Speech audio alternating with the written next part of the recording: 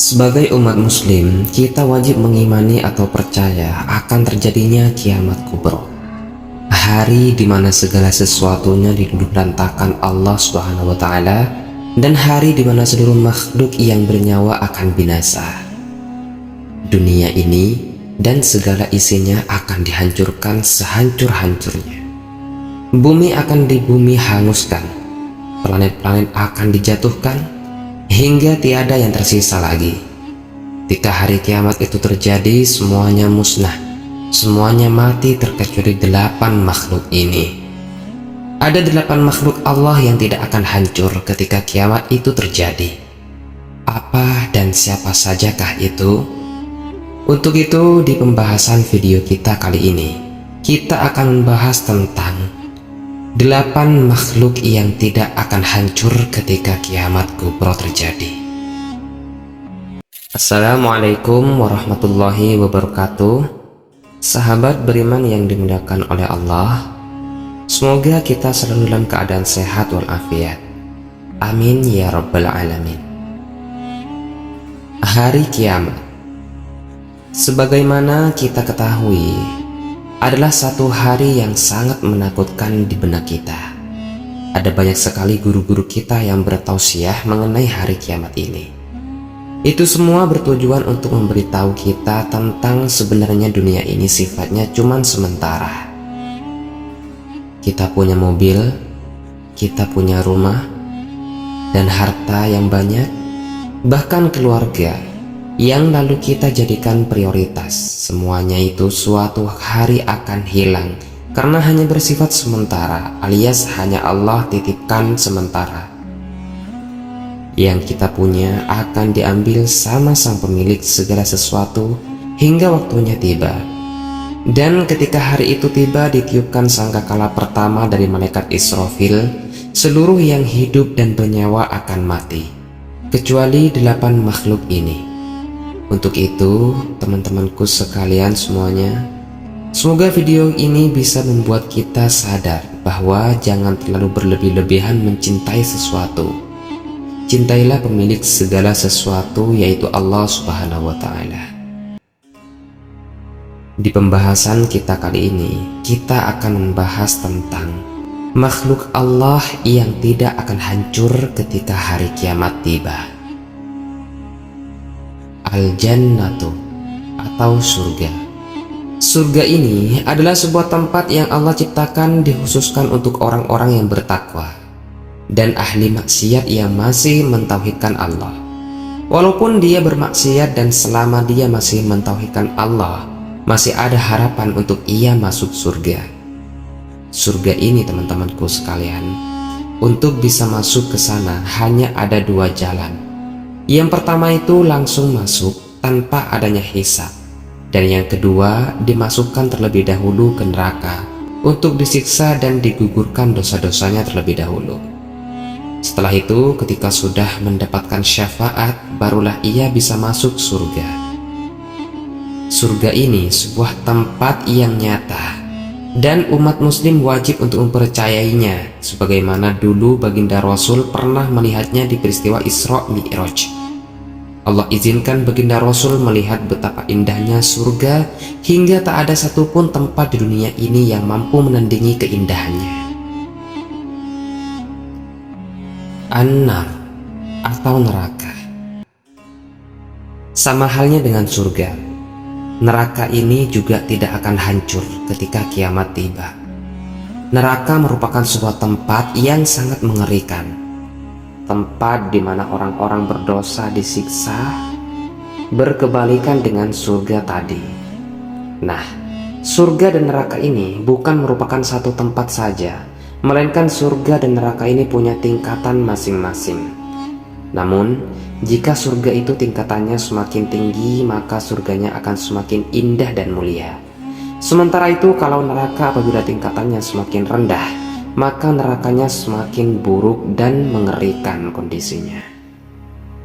Jumlah pintu surga lebih banyak dibandingkan neraka. Surga itu punya 8 pintu, sedangkan neraka hanya ada 7 pintu saja.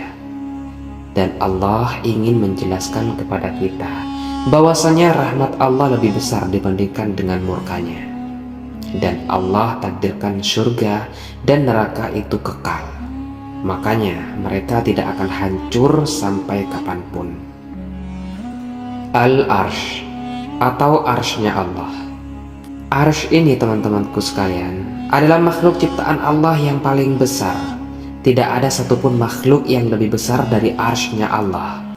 Dan arsy ini posisinya ada di atas air. Artinya di atas langit sana itu ada sebuah lautan yang sangat luas. Arsy ini adalah sebuah singgasananya Allah. Jadi Allah ada di atas arsy. Nah, di bawahnya arsy ini terdapat semua makhluk dan benda ciptaan Allah. Ada manusia bumi, malaikat, dan semuanya itu berada di bawah arsy-Nya Allah. Dan arsy ini teman-temanku sekalian, di bawahnya itu diangkat atau dijinjing oleh 8 malaikat. Ada di satu riwayat yang menyebutkan juga bukan 8 malaikat, melainkan 8 shaf atau 8 baris. Artinya kita tidak tahu satu shaf terdiri dari berapa banyak malaikat. Al-Kursi. Kursi ini juga tidak akan hancur ketika hari kiamat. Kursi merupakan makhluk Allah yang mulia, bahkan namanya ada di dalam Al-Quran surah Al-Baqarah. Dan Allah langsung menamainya dengan Ayatul Kursi. Bahkan saking mulianya, ada pendapat dari para ahli tafsir satu-satunya ayat yang paling mulia dibandingkan dengan ayat-ayat yang lain adalah Ayatul Kursi. Yang dimaksud dengan kursi di sini adalah tempat berpijaknya kedua kaki Allah Subhanahu wa Ta'ala. Lauhil Mahfud. Lauhil Mahfud itu terdiri dari 2 kata. Yang pertama, lauh. Lauh itu artinya semacam papan untuk menulis. Makanya kalau orang-orang dahulu sana itu kalau menghafal Al-Quran itu pakai lauh. Jadi ia tuliskan ayat Al-Quran di lauh itu, kemudian dibawanya kemanapun lauh tersebut, biar bisa dilihatnya untuk dihafal. Nah, ketika sudah hafal, maka lauh itu akan dihapus dan diganti dengan tulisan ayat Al-Quran yang akan dihafal selanjutnya.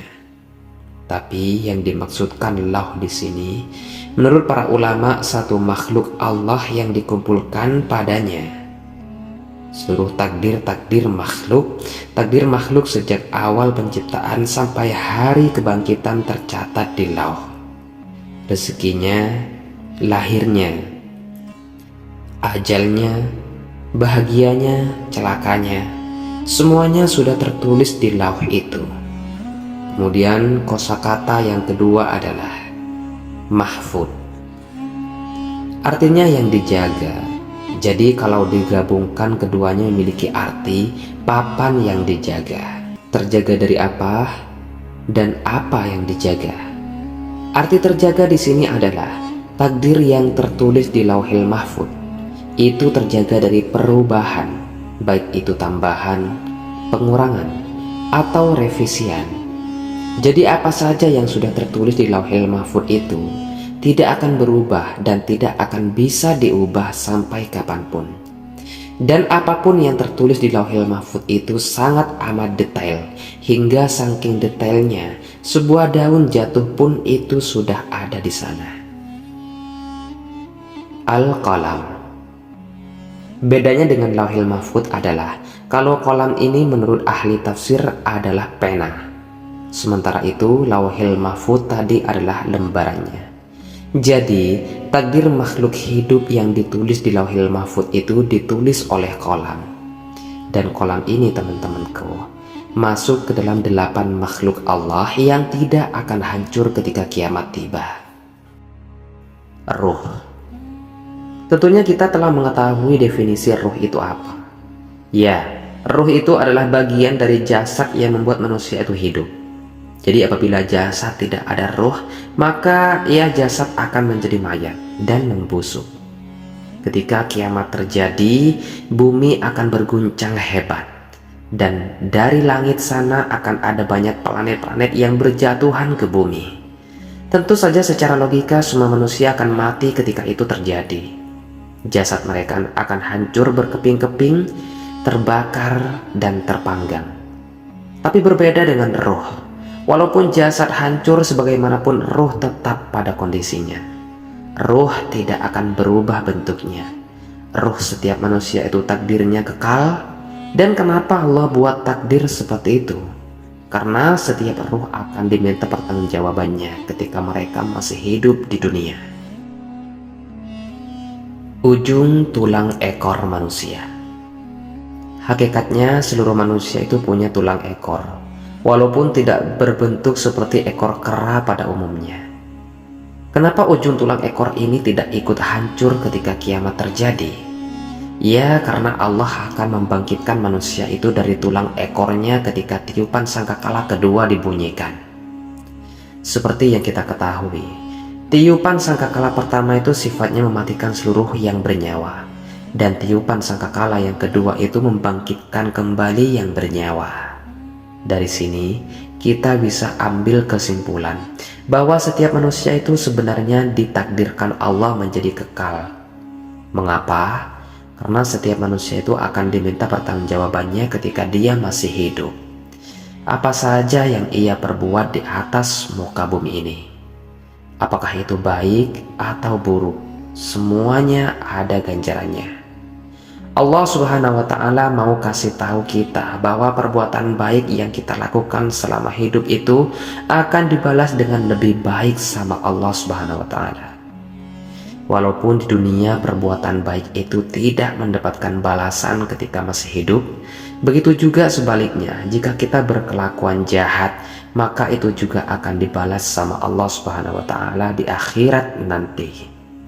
Namun, yang terpenting teman-temanku, perlu kita ketahui, walaupun kita melakukan maksiat yang sangat amat besar dosanya, ketahuilah, ada yang lebih besar daripada dosa-dosa yang kita lakukan itu.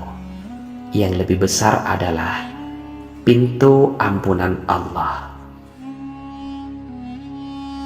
Untuk itu, selagi kita masih hidup, minta ampunlah kepada Allah Subhanahu wa Ta'ala atas dosa-dosa yang selama ini kita perbuat, sebelum kematian atau kiamat besar tiba. Jadi itulah kisah tentang 8 makhluk yang tidak akan hancur ketika kiamat tiba. Semoga kisah ini bermanfaat untuk kita semua. Lebih dan kurangnya mohon dimaafkan. Yang benar datangnya dari Allah Subhanahu wa Ta'ala. Khilaf atau keliru itu datangnya dari saya pribadi sebagai manusia biasa. Saya akhiri, wassalamualaikum warahmatullahi wabarakatuh.